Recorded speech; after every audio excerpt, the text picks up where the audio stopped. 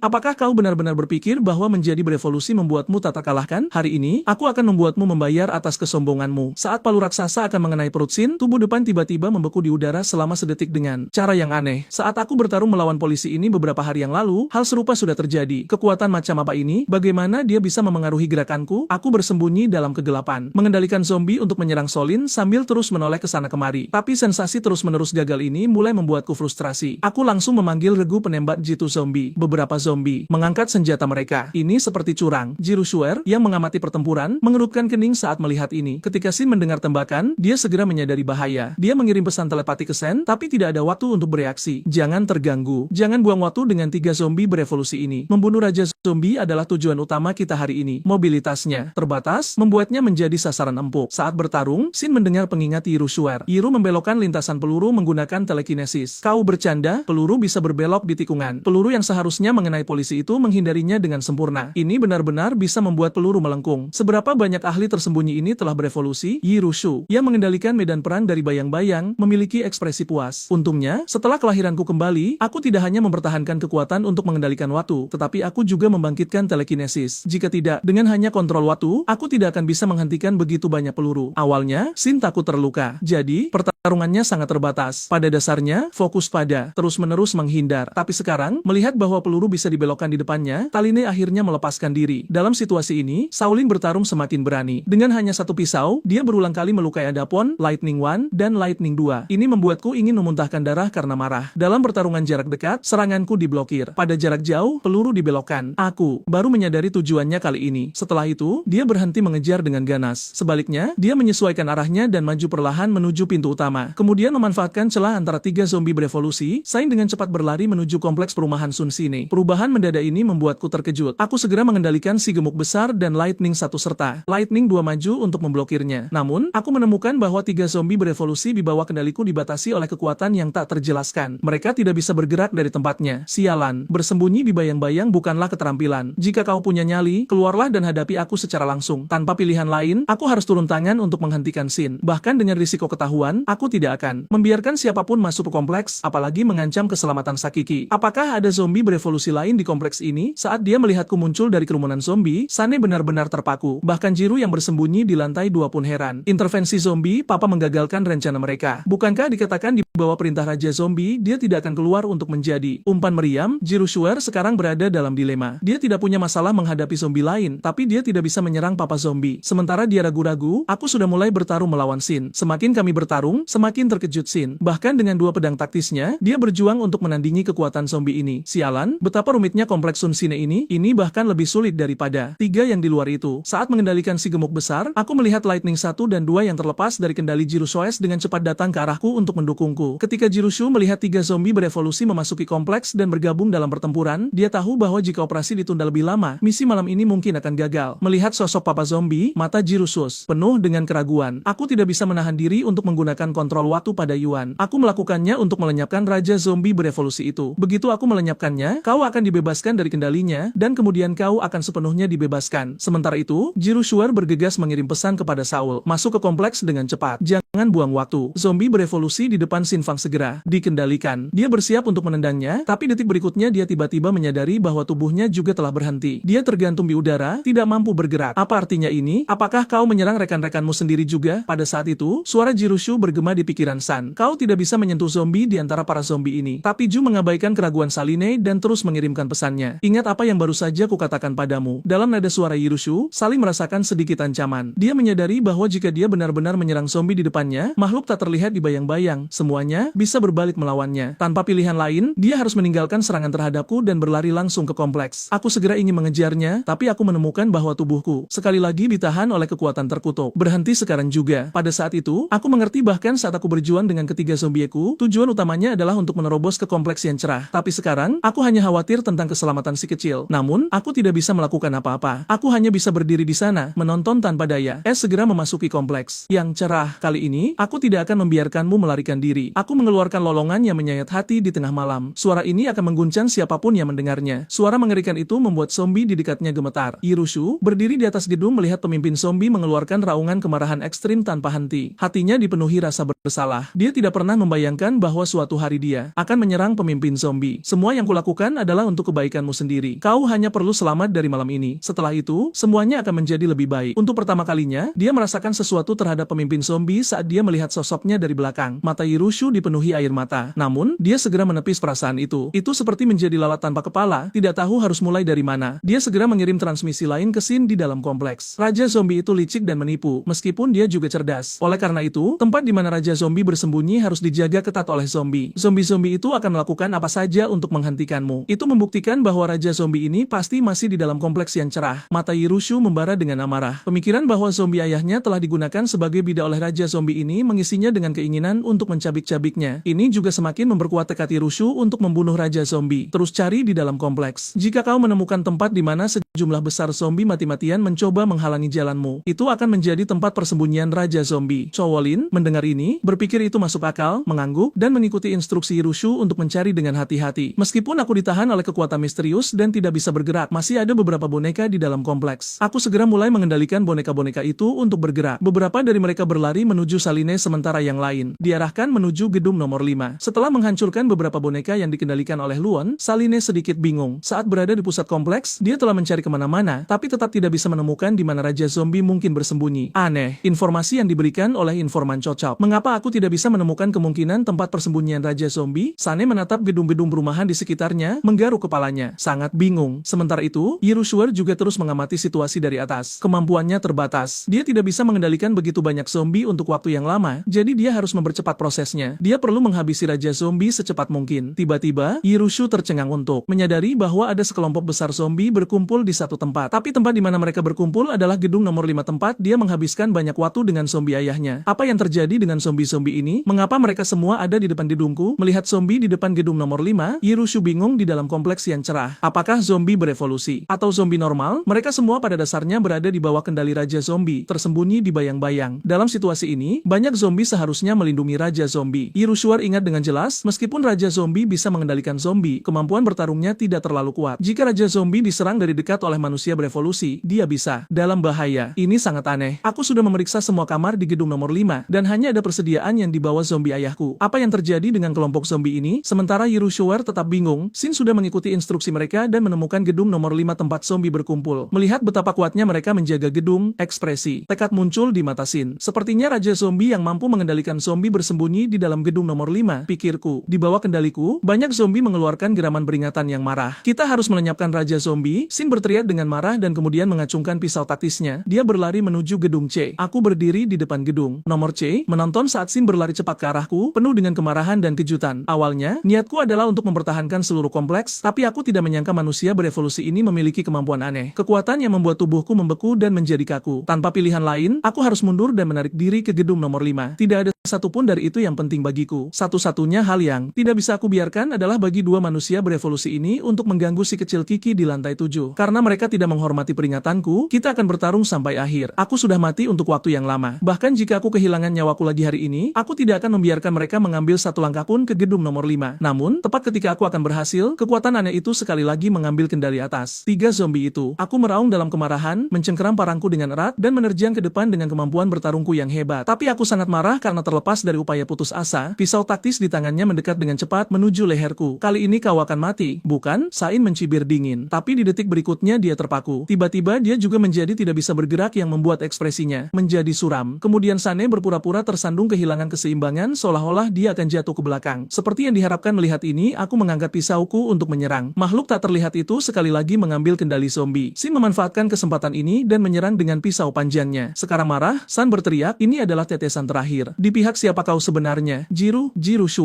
juga menanggapi dengan suara dingin. Aku sudah memberitahumu, kau tidak bisa menyentuh zombie ini. Merasakan ada suara orang lain yang dingin, Shin mulai curiga. Dalam diam, makhluk tak terlihat ini, sebegitu berevolusinya, telah memutuskan untuk bergabung dengan tim manusia sebagai petugas polisi. Selama misi penyelamatan, dia telah melihat banyak penyintas yang kehilangan orang yang dicintai. Banyak orang tidak bisa menerima bahwa orang yang dicintai telah berubah menjadi zombie. Mereka masih mengira itu penyakit dan tidak ingin menyerang mereka karena beban ikatan keluarga. Orang-orang ini menolak untuk menerima fakta bahwa orang yang dicintai sudah pergi. Sekarang, Shin juga melihat makhluk tak terlihat ini sebagai seseorang seperti mereka yang dia kenal sebelumnya. Setelah membayangkan pemandangan tragis perpisahan keluarga, percikan belas kasih bersinar di mata Solin. Individu tak terlihat ini terlalu tidak tegas. Solene menghela napas dalam diam. Tidak masalah karena kau tidak bisa membuat keputusan. Biarkan aku membantumu memutus semua ikatan dengan masa lalu yang menyakitkan sekali lagi. Kekuatan misterius ini melumpuhkanku. Aku melihat pisau sen mendekati dahiku. Aku berjuang dengan seluruh kekuatanku, tapi sia-sia. Pada saat itu, citra Xia Ai yang menggemaskan muncul di benakku. Xia, aku minta maaf. Ayah melakukan semua yang dia bisa. Aku tidak menyangka akan melanggar janjiku. Itu salahku karena tidak bisa melindungimu. Tepat ketika pisau sin akan menembus tengkorakku sekali lagi, Jirushi melumpuhkannya. Aku sudah berkata, kau tidak bisa menyentuhnya. Suara Jirushi penuh dengan amarah dan bahkan mengandung jejak niat membunuh. Dengan tidak ada pilihan lain, Sin berhenti melawan zombie dan memutuskan untuk menuju gedung nomor 5. Setidaknya, dia harus menghabisi Raja Zombie malam ini. Segalanya tampak menjadi upaya feodal. Ketika aku melihat Sin mencoba mencapai gedung 5, aku mengangkat parangku untuk menghentikannya. Gedung 5 adalah garis pertahanan terakhirku. Aku tidak akan membiarkan siapapun masuk. Tapi tepat ketika aku mengayunkan parangku, kekuatan aneh itu turun kembali. Pas, aku akan membunuh mereka. Biarkan aku pergi jika kau berani. Mari kita bertarung dengan benar. Dari jauh, Yushu mengamati keputusasaanku dan merasa bingung. Mengapa ayah bertingkah seperti ini hari ini? Biasanya, aku melihat dia bersembunyi di antara zombie. Mengapa dia bertarung begitu putus asa melawan yang berevolusi hari ini? Perilaku anehku hari ini membuat Yushu benar-benar bingung. Apakah Raja Zombie benar-benar ada di gedung C? Meskipun aku memeriksa setiap lantai dan setiap ruangan gedung C, hanya ada persediaan. Lebih banyak persediaan. Di mana jejak Raja Zombie? Apakah zombie-zombie ini melindungi persediaan yang dikumpulkan ayah mereka sendiri? Apakah bahan-bahan itu berguna bagi zombie? Apa yang sebenarnya ada di dalam gedung C? Mungkinkah untuk melindungiku? Sementara Yushu merenung, dia tiba-tiba berhenti. Sesuatu terjadi padanya. Dia dengan cepat melihat ayah zombie yang dengan marah mencoba menghentikan petugas itu. Pada saat itu, wajah zombie ayah telah menjadi sangat pucat. Penampilan mengerikan ini adalah sesuatu yang belum pernah dilihat Yushu sebelumnya. Yushu terpaku sejenak. Ayah begitu putus asa sehingga dia bahkan rela melukai dirinya sendiri untuk melindungi bukan Raja Zombie tapi aku yang ada di lantai 7. Alasan sebenarnya untuk kemarahannya bukan bahaya bagi Raja Zombie tapi ketakutan bahwa aku akan ditemukan. Pada saat ini, Sin digunakan sebagai samsat. Dia tidak tahan lagi dan berteriak dalam kemarahan. Setelah mendengar ini, Jiru juga bereaksi. Setelah menemukan identitas ayahnya sebagai Raja Kadaver, dia juga merasa sedikit penyesalan. Sekarang setelah hal-hal mencapai titik ini, tidak ada cara untuk menghentikan pertarungan ini. Aku tidak bisa begitu saja memberitahu Sine bahwa pertarungan sudah berakhir. Raja Kadaver yang awalnya dimaksudkan untuk dibunuh ternyata adalah ayahku. Jadi Irusuer memutuskan untuk tidak terlibat lagi. Lagi pula, Sin belum pernah melihatku sebelumnya. Jika kau tidak beruntung, itu masalahmu. Lagi pula, kau punya 9 nyawa. Bahkan jika kau mati sekarang, kau bisa bangkit. Paling-paling, kau akan sedikit menderita. Jika aku tidak campur tangan untuk menyelamatkanmu sebelumnya, mungkin kau bahkan tidak akan memiliki kehidupan ini. Tanpa bantuan Yirushu, Sane hanya bisa dihancurkan. Aku mencengkeram lehernya, dan saat aku mengencangkan tanganku, Sane kehilangan kesadaran. Kau tidak bisa bangkit kembali. Kali ini, aku tidak akan membunuhmu. Mari kita lihat bagaimana kau bangkit sekarang. Kemudian aku menggunakan palu untuk mematahkan kaki Solen. Jeritan menyayat hati seperti babi bergema di antara bangunan-bangunan. Suara Sine terdengar sangat mengerikan di malam hari. Rasa sakit karena kakinya patah menyebabkan Sine terbangun dari pingsannya karena kekurangan oksigen. Tapi saat berikutnya, rasa sakit dari kakinya yang patah mengenainya lagi. Dan, Sine kehilangan kesadaran sekali lagi. Sebelum kehilangan kesadaran, San hanya bisa memikirkan Yirushuer. Yirushu, pengkhianat, kali ini kau telah menghancurkanku sepenuhnya. Kemudian aku mengambil rantai di depan gedung C. Itu awalnya dimaksudkan untuk mengamankan pintu unit, tapi sekarang itu akan berfungsi untuk mengikat Sain. Yushu sedang menonton semuanya dari balkon di lantai 2. Dia tidak bisa percaya bahwa ayahnya yang selalu baik dan perhatian juga memiliki sisi kejam. Tapi Yirushuen tidak hanya tidak merasa jijik, tapi di dalam hatinya dia merasakan sukacita yang besar. Di dunia kiamat ini, belas kasih hanya merugikanmu. Belas kasih hanya merugikanmu. Menurut situasi saat ini, memiliki polisi 9 nyawa di tangan ayah adalah pilihan terbaik. Meskipun wanita ini mudah ditipu, dia tidak bodoh. Lagi pula, dia sudah tahu informasi tentang Raja Kadaver. Jadi kita tidak bisa membiarkannya pergi dalam keadaan apapun. Sekarang setelah ayah mematahkan kakinya untuk membatasi gerakannya, tidak diragukan lagi itu adalah solusi terbaik. Adapun apakah Xiolin akan menderita karenanya, Yirushuan tidak peduli sama sekali. Di dalam hatinya, ayahnya selalu menjadi yang terpenting. Identitas ayah sebagai Raja Kadaver tidak boleh diungkapkan dalam keadaan apapun. Dia bertekad, jika dia bisa memperoleh kekuatan yang cukup kuat, bahkan jika identitas ayah sebagai Raja Kadaver terungkap, dia akan bisa melindunginya tanpa masalah. Melihat bahwa polisi 9 nyawa telah ditangkap oleh ayah, sejumlah besar Kadaver telah berkumpul di bawah gedung C. Jadi dia harus menggunakan telekinesisnya untuk mengangkat dirinya sendiri dan tanpa terdeteksi oleh Kadaver lain, dia berhasil mencapai atap gedung C. Dengan hati-hati, dia kembali ke kamar. Kemudian Yirushu menutup pintu kamar tidur berpura-pura tidur. Setelah berurusan dengan Shin, aku mengirim Kadaver untuk berpatroli di lingkungan tersebut. Aku membawa Shin ke lantai 6 gedung C untuk mencegahnya melakukan bunuh diri dan juga mengikat tangannya. Setelah melakukan ini, aku kembali ke lantai 7. Membuka pintu, aku melihat Asia Aoki tidur nyenyak di tempat tidur kecil. Selama kau bisa tumbuh sehat dan kuat, ayah bersedia memberikan hidupnya untukmu. Kemudian aku dengan lembut menutup pintu. Yu membuka matanya. Di matanya yang jernih dan cerah, ada emosi yang sangat kompleks yang tidak biasa untuk usianya. Ayah masih sama seperti sebelumnya. Apa kemampuan evolusi ayah setelah terbangun? Kemungkinan besar setelah kiamat, dia akan menjadi umpan meriam. Tapi sekarang aku tidak perlu khawatir tentang itu lagi. Yu Xuan tidak bisa tidak mengingat para raja kadaver kuat yang dia lihat di kehidupan masa lalunya. Masing-masing dari mereka sangat licik dan menipu dan sangat terikat pada kehidupan mereka sendiri. Di sekitar raja kadaver, selalu ada kerumunan kadaver berevolusi untuk melindunginya, takut akan bahaya sekecil apapun. Tapi sejauh ini, di sisiku, hanya ada ayah. Tidak ada kadaver lain yang mendekat sejak saat itu. Yirua mengerti di dalam hatinya bahwa ini tidak diragukan lagi karena ayah mempertahankan kesadaran manusianya yang mengendalikan segalanya. Itu sebabnya, dia tidak ingin kadaver lain mendekatiku. Perasaan dihargai jauh di dalam hati ini adalah sesuatu yang tidak pernah dia rasakan. Ikatan keluarga yang berharga ini di kehidupan masa lalunya. Sesuatu yang sangat dihargai Josué. Ayah, jangan khawatir. Kau tidak sendirian sekarang. Aku di sini di sisimu. Mulai sekarang, aku akan menjadi pengawal terkuatmu. Aku juga mulai merenungkan peristiwa malam itu. Aku tidak bisa memahaminya. Kedua orang ini, satu bisa mati dan kemudian hidup kembali dengan kekuatan beberapa kali lipat lebih banyak. Kemampuan kedua orang ini menjadi semakin luar biasa. Alih-alih memanfaatkan kekacauan untuk menjadi terkenal, mengapa mereka bersikeras mengacaukan kompleks Sun Shineku? Mungkinkah mereka di sini khusus untuk menghadapiku? Aku tidak berpikir mereka telah menemukanku. Kekuatan aneh yang menahanku akhirnya menghilang. Mungkin karena yang berevolusi itu telah mencapai batas energinya dan tidak bisa lagi menggunakannya. Tampaknya aku harus dengan cepat mengendalikan mayat tempur tahap kedua. Jika tidak, para penyintas manusia ini akan menjadi lebih kuat dan lebih sulit untuk dihadapi di masa depan. Keesokan paginya, setelah satu malam penderitaan, Salin perlahan terbangun. Melihat lingkungan yang tidak dikenal di depannya, pikirannya merasa bingung. Apa yang terjadi? Apakah aku tidak mati? Dia baru saja sadar ketika rasa sakit yang tajam menyerangnya. Dia dengan cepat melihat ke bawah dan mendapati bahwa kakinya telah hancur dan masih berdarah. Pemandangan yang begitu mengerikan bahkan dia tidak bisa menatapnya langsung. Pada saat yang sama, dia ingat bagaimana mayat-mayat itu menggunakannya sebagai samsak malam sebelumnya. Selain kakinya, Soli merasa seolah-olah seluruh tubuhnya hancur. Sialan si tak terlihat. Rencananya hampir berhasil, tapi tetap gagal. Kami setuju untuk membunuh Raja Mayat bersama-sama, tapi kau meninggalkanku sendirian di gedung. Bodoh. Kali ini, Salin mengalami apa artinya. Tidak takut pada lawan yang kuat, tapi takut pada sekutu yang tidak kompeten. Tapi dia bahkan tidak tahu seperti apa orang lain itu, jadi dia tidak punya kesempatan untuk membalas dendam. Setelah mengeluh sebentar, Shaolin menahan rasa sakit di seluruh tubuhnya, mulai mengamati lingkungannya. Mendongak, dia melihat evolusi Raja Orang Mati di pintu, menatapnya tanpa melakukan apapun, yang langsung membuatnya ketakutan. Raja Orang Mati ini selalu menatapku dan tidak melakukan apapun. Mungkinkah dia dikendalikan oleh Raja Orang Mati? Sololin mengerutkan kening. Sekarang aku terjebak di tangan Raja Orang Mati itu. Aneh, dia sudah menangkapku. Mengapa dia tidak membunuhku? Mungkinkah Raja Orang Mati ini menyadari bahwa aku bisa bangkit dan itulah sebabnya dia tidak membunuhku? Saat memikirkan kemungkinan ini, pupil mata Shaolin berkontraksi dan kejutan mendalam melintas di matanya. Seharusnya tidak seperti ini. Jika itu masalahnya, kecerdasan Raja Orang Mati ini akan terlalu tinggi. Shaolin kemudian mulai mengamati ruangan tempat dia berada. Yang mengejutkan, ruangan itu dipenuhi dengan produk bayi, susu formula, popok, pakaian bayi. Bahkan ada buku dan mainan. Jika kau tidak tahu lebih baik, kau mungkin berpikir ini adalah ruang penyimpanan untuk toko bayi khusus. Jumlah produk bayi di ruangan ini benar-benar membuat Shaolin bingung. Ruangan ini tidak terlihat seperti tempat di mana Raja Orang Mati akan tinggal. Sulit dipercaya ada gunung susu formula dan popok di sini. Apa-apaan Raja Orang Mati ini mencoba melakukan? Shaolin hanya mendengar bahwa orang mati memakan daging manusia, tapi tidak pernah mendengar tentang Raja Orang Mati yang juga minum susu. Dia benar-benar tidak mengerti apa yang sedang terjadi di kompleks perumahan Sun Shine ini. Tidak hanya memiliki hal-hal seperti ini, tapi Raja Orang Mati yang mengendalikan orang lain, bahkan bertindak begitu aneh. Melihat Sain bangun dari sudut pandang Lightning, dia takut petugas ini mungkin tiba-tiba melakukan bunuh diri jika dia bangkit, dan kekuatannya meningkat lebih banyak lagi. Itu akan menjadi masalah besar bagiku. Benar-benar menyebalkan. Aku tidak tahu cara menangani wanita ini. Aku tidak bisa membiarkannya pergi, tapi aku juga tidak bisa membunuhnya. Menghentikan pikiran bunuh dirinya tidak akan mudah. Lagi pula, jika wanita ini benar-benar ingin mati, akan sulit bagiku untuk menghentikannya. Sangat menyebalkan. Kau suka menjadi orang suci begitu banyak, maka aku akan memenuhi keinginanmu untuk menyelamatkan dunia dengan keadilan. Mari kita lihat apakah kau bisa terus menjadi begitu saleh sepanjang waktu. Aku mengambil kertas dan pena yang digunakan si Aiki untuk berlatih dan mulai menulis dengan canggung. Ayah, apa yang kau lakukan? Hidup dengan baik. Jika kau mati, semua orang di stasiun akan mengikutimu ke alam baka. Yirushu bereaksi segera. Ini adalah pesan dari ayah untuk polisi itu. Ayah tahu bahwa polisi bisa bangkit dan menjadi lebih kuat, jadi dia khawatir bahwa dia akan memilih untuk melakukan bunuh diri dan menyebabkan lebih banyak masalah nanti. Dia ingin menggunakan kehidupan orang-orang di stasiun untuk benar-benar memutus pikiran bunuh diri iblis kematian. Saat ini di tahap awal kiamat, iblis kematian masih agak naif, sepenuhnya percaya pada kebaikan dan keindahan. Dia adalah tipe orang yang rela mengorbankan dirinya untuk kehidupan orang lain. Seperti yang diharapkan, Raja Orang Mati sialan itu benar-benar tercela. Di mana Lightning Satu menatapnya dengan tajam. Lebih baik jika kau tidak melakukan apapun pada mereka. Jika tidak, aku akan membunuh diriku sendiri di depanmu. Mendengar kata-kata ini, aku tidak bisa menahan tawa. Seperti yang diharapkan, cara Cara terbaik untuk berurusan dengan orang suci adalah seperti ini. Tampaknya ayah telah menguncinya di lantai 6. Jika aku punya kesempatan, aku mungkin akan menemuinya nanti. Lagi pula, jika bukan karena aku, dia tidak akan datang ke kompleks matahari. Mungkin iblis kematian ini tidak akan berada dalam situasi ini sekarang. Yushu mengingat ini dan merasa agak tidak nyaman. Iblis kematian. Ini juga merupakan hasil dari tindakanku. Sekarang dia ditawan oleh ayah orang mati. Dia bahkan memiliki kaki yang patah. Dia tidak bisa mati atau melarikan diri. Keadaannya benar-benar menyedihkan jika bukan karena tikaman dari belakang kemarin. Orang ini tidak akan berada dalam situasi ini sekarang. Mengingat pemandangan tadi malam ketika Shaolin dikepung dan dipukuli oleh orang mati, aku tidak percaya bahwa aku, Jiru, telah menyebabkan situasi yang begitu konyol. Memikirkan hal ini, Yirushu mendekatiku, berpura-pura tidak melihat apapun, dan bertanya dengan polos, "Ayah, sepertinya aku mendengar suara." "Suara apa itu?" Aku berpikir sejenak lalu mengambil secari kertas dan menulis, "Itu adalah hewan peliharaan milik ayah." Saat Yirushu mendengar perkataanku, dia tidak bisa menahan tawa dalam hati. Dia tidak pernah membayangkan bahwa polisi iblis kematian yang terkenal dan ditakuti, yang begitu bertekad dan kejam, kini diperlakukan sebagai hewan peliharaan oleh ayahnya sendiri. Penampilan dan sosok iblis kematian itu benar-benar luar biasa, dan dia juga memiliki kemampuan tempur yang hebat di dunia pasca apokaliptik ini. Dia adalah sosok yang cukup terkenal. Terlebih lagi, setelah menghitam, iblis kematian itu memiliki kepribadian yang dingin dan sangat tegas dalam pertempuran. Di dunia di mana kemanusiaan telah runtuh, dia membangkitkan hasrat penaklukan di banyak evolver manusia. Banyak yang mencoba untuk menundukkannya, tetapi pada akhirnya, semua upaya itu berakhir dengan cara yang sama. Entah mereka diserang, melarikan diri, atau mati begitu saja di tangan iblis kematian. Jika tokoh-tokoh kuat manusia dari kehidupan masa lalu tahu bahwa iblis kematian telah dijadikan hewan peliharaan oleh ayahnya sendiri, rahang mereka mungkin akan jatuh karena terkejut. Yirusui agak penasaran. Jika dia memberitahu ayah tentang identitas dan status iblis kematian di kehidupan masa lalunya, bagaimana reaksi ayah? Seberapa terkejutnya dia? "Hei, Raja Kematian, bisakah kau mendengarku? Aku lapar. Bisakah kau memberiku makan? Jika kau sangat peduli agar aku tidak mati, kau tentu tidak ingin aku mati kelaparan, bukan?" Charlene melihat sekeliling dengan frustrasi, perutnya sudah keroncongan karena lapar. Aku menatap wajah Selini. Benar saja, wanita itu sudah pucat, bibirnya kering dan pecah-pecah. Lantai 6 hanya berisi produk bayi. Mengendalikan Lightning One, aku mengangkatnya. Saat kami tiba di lantai 5 dan aku membuka pintu, Selini segera membelalakan matanya. Dia mengira persediaan yang menumpuk di lantai 6 sudah konyol. Namun persediaan di ruangan ini bahkan lebih mustahil lagi. Dia tidak menyangka bahwa lantai 5 pun dipenuhi dengan segala jenis persediaan. Di dalam ruangan itu, terdapat gunungan air botol dan susu bubuk. Karung beras seberat 50 kg. Ditumpuk di dalam ruangan, menjulang hingga ke langit-langit. Ada juga berbagai jenis roti, makanan kaleng, dan perbekalan tahan lama lainnya. Melihat makanan ini, mata Charlene terpaku. Ya Tuhan, dalam 2 bulan aku hidup di masa apokaliptik, kapan aku pernah melihat persediaan sebanyak ini? Raja Kematian ini telah mengumpulkan semua persediaan di sekitar. Mungkinkah seluruh gedung ini terisi penuh? Selene merasa benar-benar tidak berdaya. Dalam 2 bulan ini, makanan di rumahku sudah habis. Pantas saja aku tidak bisa menemukan apapun di luar. Sepertinya semuanya dibawa ke sini oleh Raja Kematian ini. Dalam 2 bulan ini, aku harus hidup menderita. Kehidupan macam apa itu? Namun segera setelah itu, Selene mengerutkan kening. Manusia yang selamat pergi keluar mencari makanan. Selene benar-benar tidak bisa membayangkan apalagi yang bisa terjadi. Tepat pada saat itu, Lightning One melemparkannya ke lantai. Rasa sakit itu membuat Selene mengerang. Raja Kematian, ini belum berakhir. Aku sarankan agar kau bersikap baik padaku. Jika kau membunuhku, jangan salahkan aku. Namun sebelum Charlene sempat menyelesaikan kalimatnya, Lightning One langsung memeluknya. Tanpa berpikir, Charlene mulai membuka kemasan, melahap sepotong roti dan menenggak air. 1 gigitan roti, 1 tegukan air. Perasaan kenyang saat memakan makanan ini adalah sesuatu yang sudah lama tidak dialami Charlene. Roti itu mengeluarkan aroma gandum, membuatnya merasa seolah-olah tulang-tulangnya melunak, terutama saat dia merobek kemasan dan mulai mengunyah daging kering. Apakah ini rasa daging? Betapa bahagianya, dia tidak lagi ingat sudah berapa lama sejak dia makan hingga merasa puas.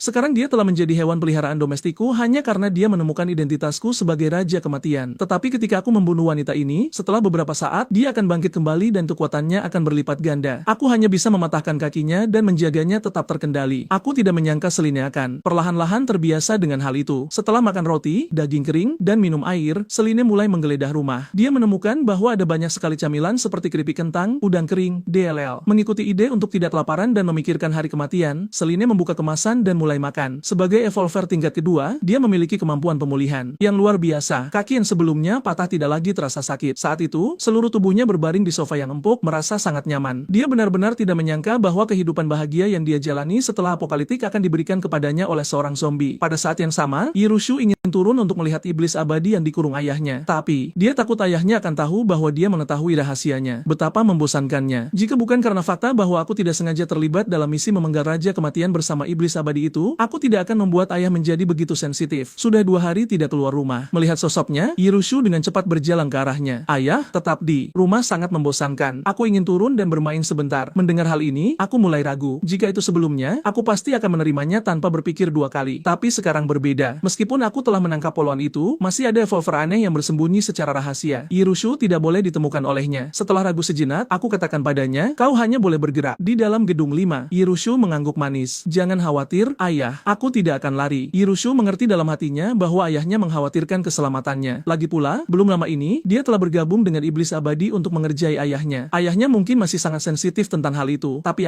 mungkin ayah tidak tahu bahwa dengan kekuatanku saat ini, mungkin tidak ada yang bisa melukaiku. Dan perubahan baru-baru ini di lingkungan sekitar sebenarnya disebabkan olehku. Yirushu menghela napas pasrah di dalam hatinya. Tidak ada yang bisa dia lakukan. Dia hanya bisa menyalahkan dirinya sendiri. Yirushu berhenti. Ayah, aku ingin melihat hewan peliharaanmu. Aku terkejut mendengar si kecil berkata, hewan peliharaan. Ada manusia di lantai bawah. Ya, Yirushu merujuk pada polwan itu. Setelah berpikir sejenak, aku mengangguk. Lagi pula, polwan itu setidaknya adalah manusia. Tidak buruk bagi si kecil untuk memiliki lebih banyak kontak dengan manusia. Jadi, aku membawa Yiru ke lantai 5. Ketika aku membuka pintu, Lightning No. 1 masih berdiri di pintu, tidak bergerak seperti pengawal. Ia menatap tajam ke arah Selene di dalam ruangan. Melihat zombie lincah yang dikendalikan ayahnya ini, Yirushu berpura-pura bingung. Ayah, siapa ini? Aku mengeluarkan kertas dan pena untuk menulis. Dia adalah teman ayah. Yirushu, setelah menerimanya, tampak mengerti dan mengangguk sopan. Halo, Bibi Selene. Saat mendengar suara itu, Selene terdiam sejenak, bingung. Mengapa suara itu terdengar akrab bagiku? Sepertinya aku pernah mendengarnya sebelumnya. Ketika dia melihat ke arah pintu, dia melihat bahwa selain zombie berevolusi yang mengawasinya, ada juga dua sosok, satu besar dan satu kecil. Saat dia melihat bahwa aku sedang menggandeng tangan seorang gadis kecil, mulutnya ternganga saat dia menatap Yirushu. Pikirannya penuh dengan kejutan. Bukankah ini sarang raja zombie? Dari mana gadis ini berasal? Selene benar-benar terpana. Dia tidak pernah membayangkan bahwa di sarang zombie dia akan melihat seorang manusia dan seorang anak kecil pula. Sudah lebih dari 2 bulan sejak apokaliptik dimulai. Selene telah menjalani momen hidup dan mati yang tak terhitung jumlahnya dan telah menyaksikan semua jenis zombie yang mengerikan. Dia tahu betul betapa mengerikannya daya tarik manusia yang hidup bagi zombie. Makhluk haus darah ini akan mencabik-cabik manusia dalam kegilaan yang dipenuhi dengan hasrat yang hampir gila akan daging manusia. Mata zombie biasanya berubah total, entah berwarna darah atau hitam pekat. Tapi mata gadis di depannya ini benar-benar normal, jelas-jelas manusia. Namun, yang paling mengejutkan Selene adalah gadis murni dan cantik ini sedang memegang tangan seorang zombie. Kombinasi macam apa ini? Selene memandang Yirushu dan kemudian pada lucuan di sampingnya. Pada saat itu, dia merasa kepalanya seperti akan meledak. Apa yang terjadi dengan gadis ini? Tidak mungkin dia ingin membesarkannya untuk dimakan nanti, kan? Itu akan menjadi biaya yang terlalu mahal hanya untuk 1 kali makan. Sementara Selene terus mengamati Yirushu, Yirushu juga memperhatikannya dengan seksama. Itu akan menjadi biaya yang terlalu mahal hanya untuk 1 kali makan. Sementara Selene terus mengamati Yirushu, Yirushu juga mengamatinya dengan cermat. Saat itu, Selene diikat dengan rantai besi. Meskipun dia tidak sepenuhnya lumpuh, gerakannya jelas sangat terbatas di ruangan itu sepanjang waktu. Dia tampak benar-benar hancur. Mengingat bagaimana penampilannya dulu dengan seragam polisi, begitu cantik dan menawan. Dan melihatnya sekarang yang begitu malang dan menyedihkan, Yirushu juga merasa agak malu. 2 wanita, satu besar dan satu kecil, saling memandang dalam diam. Yirulah yang memecah keheningan. Menatap polwan yang dulunya begitu sengit dan kejam di hari-hari terakhir apokaliptik ini, Yiru memberinya tatapan sedikit mengejek. Jadi, kaulah hewan peliharaan yang dipelihara ayah di lantai bawah. Hewan peliharaan? Kau memanggilku hewan peliharaan? Aku adalah seorang perwira polisi, seorang evolver. Sejak kapan aku menjadi hewan peliharaan? Namun segera, Selene menyadari sesuatu yang lebih penting. Kata-kata Yirushu, ayah, Selene mengernyit dan bertanya dengan ragu. Si kecil, siapa ayahmu? Mendengar hal ini, Yirushu menatap lucuan di sampingnya, tetapi tidak secara langsung menjelaskan hubungan mereka. Dia hanya menatap Selene. Dia menunjukkan senyum yang polos dan murni. Ayahku hanyalah ayahku. Saat mendengar kata-kata gadis kecil itu, aku tidak bisa menahan diri untuk tidak mengaguminya di dalam hati. Yiru sangat cerdas. Di usianya yang masih sangat muda, dia sudah tahu apa artinya berhati-hati. Putriku, kau benar-benar seorang jenius. Kau pasti memiliki potensi seorang kaisar agung pada saat itu. Selene juga mengenaliku. Bukankah dia salah satu zombie berevolusi di bawah Raja Kematian? Dan selain itu, bukankah dia pengikut dari sosok yang tak terlihat itu? Tubuhnya dihantam oleh sekumpulan zombie. Bagaimana dia bisa begitu tenang di depan gadis kecil ini? Mengapa dia tampak begitu tenang di depan gadis kecil ini? Padahal di depanku, dia begitu galak dan kasar. Yirushu mengamati petugas polisi itu, yang kini tampak cukup berantakan, lalu bertanya dengan lembut, peliharaan ayah, siapa namamu? Namaku Selene. Selene secara naluriah menjawab dengan sopan, tapi kemudian dia segera menyadari, aku bukan hewan peliharaan, jadi namamu Selene. Melihat seragam yang kau kenakan, kau pasti seorang polisi